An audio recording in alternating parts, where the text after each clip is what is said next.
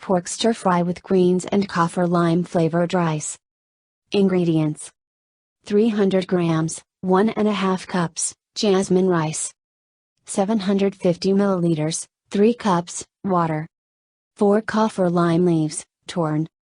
2 tablespoons vegetable oil. 400 grams pork fillet, thinly sliced across the grain. 1 small red onion, halved, cut into thin wedges. 200 grams broccoli, cut into florets.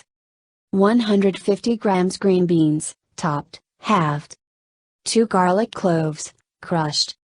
2 tablespoons kecap mayonnaise. 2 tablespoons fresh lime juice. 2 kaffir lime leaves, extra, finely shredded. Directions: place the rice in a sieve and rinse under cold running water until the water runs clear. Drain. Place the water in a large saucepan over medium-high heat and bring to the boil. Stir in the rice and kaffir lime leaves. Cover and bring to the boil. Reduce heat to low. Cook for 15 minutes or until the water is absorbed. Remove from heat. Set aside, covered, for 5 minutes to stand. Discard lime leaves. Meanwhile, heat 1/3 of the oil in a large wok or frying pan over high heat.